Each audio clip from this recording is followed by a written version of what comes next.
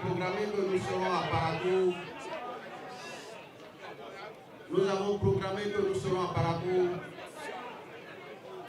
Nous voici à Parakou, la cité des Kobourou. Nous voici à Parakou. Je suis particulièrement heureux. Je suis très heureux d'être au milieu de mes frères et sœurs de Parakou. Je suis au milieu de braves femmes, de braves hommes, d'hommes et de femmes courageux.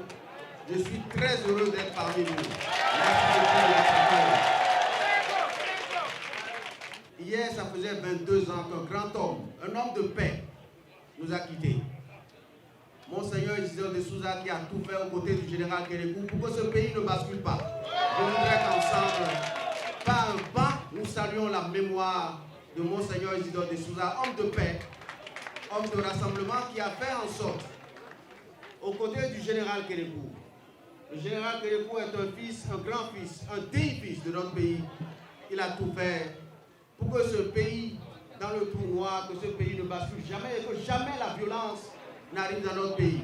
Nous devons la démocratie, les gens n'aiment pas entendre ça. Mais nous devons la démocratie, nous devons la paix. Nous devons la paix, nous devons la démocratie, je le redis 2 fois. Pour que ce que je dis ici résonne jusqu'à Cotonou. Que la paix, nous devons au général Matou Kérékou.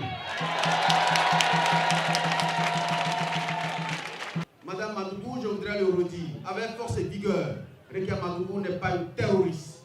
Je le rappelle. Je le rappelle. Rekia Madougou, Madame Madougou, ne s'est pas engagée dans cette élection pour porter atteinte à la vie de personne. Elle ne s'est engagée dans cette élection pour voter, pour embrouiller l'élection. Elle ne s'est pas engagée dans cette élection pour faire autre chose que ce que nous avons tous été investis pour faire. Je connais Madame Madougou depuis 20 ans, je le rappelle. Je la connais depuis 20 ans. Au Bénin, les femmes la connaissent. Les hommes la connaissent. Les enfants la connaissent. Nos petites filles dans les collèges la connaissent, l'admirent pour son courage et pour sa combativité. À l'étranger, on la connaît. En Afrique, on connaît Madame Madougou. Elle court de pays en pays pour aider. Elle est venue dans cette élection parce que vous lui avez demandé. Elle est rentrée dans cette élection pour que ensemble nous allons chercher la victoire et que nous allons rendre à ce peuple, ce brave peuple, liberté, justice et paix. C'est pourquoi je sais ce que c'est que le crime de terrorisme. Je suis professeur de droit international et professeur de droit constitutionnel. Le terrorisme est un crime que l'ensemble de l'humanité combat. Je veux dire avec la plus grande gravité que le terrorisme est un crime que nous combattons tous, que la communauté internationale combat, que tout le monde combat. Parce que le terrorisme, ce n'est pas un jeu. Le terrorisme a coûté la vie et la vie à des milliers de gens. Je vais être plus précis, chers frères et sœurs.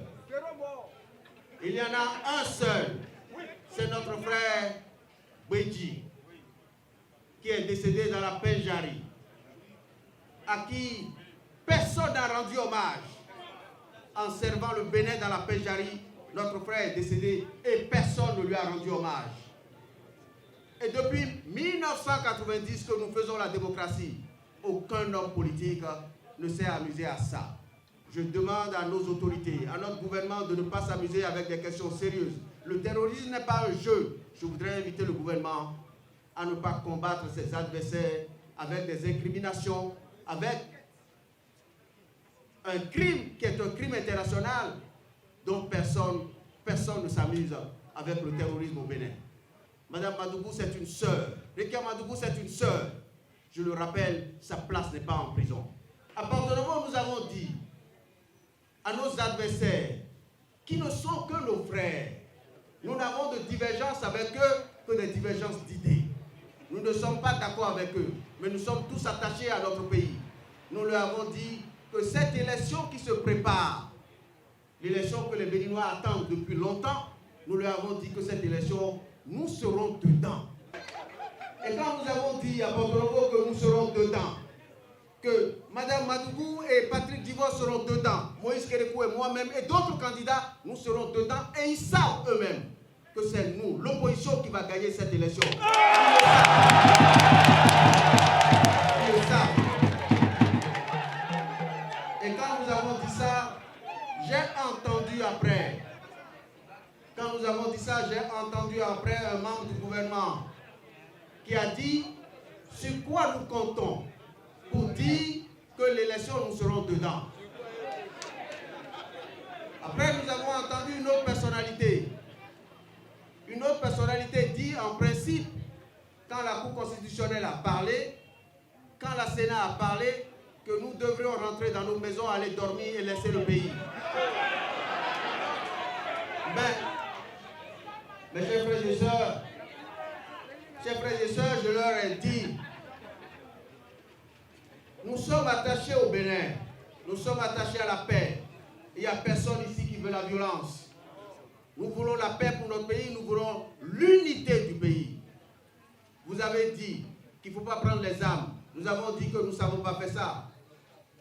Nous ne sommes pas des militaires, nous n'avons pas été préparés à ça. Nous sommes rentrés dans cette élection, nous sommes rentrés dans ce combat avec nos idées. Pourquoi nous faisons ça? C'est ce que je veux vous dire. Pourquoi nous faisons ce que nous faisons? C'est ce que, chers parents, c'est ce que je veux vous dire. Pourquoi nous faisons ça? Nous faisons ça parce que regardez le pays.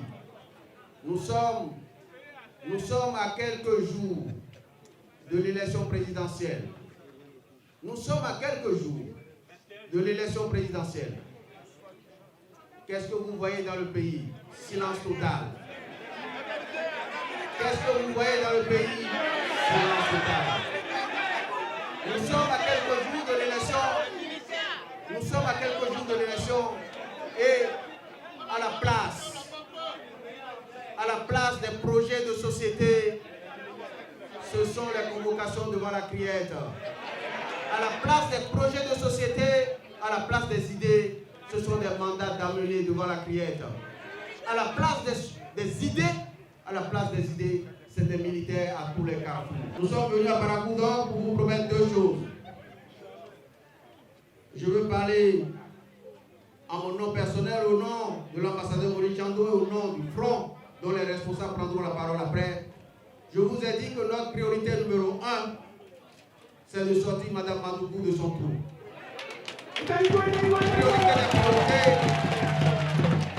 Priorité des priorités, nous reviendrons à Parakou avec notre soeur. Deuxième priorité, nous avons fait le serment que quels que soient les risques, quelles que soient les menaces, nous n'abandonnerons pas le pays. Deuxième priorité, nous vous promettons que cette élection, c'est l'opposition qui va la gagner. On vous apportera la victoire.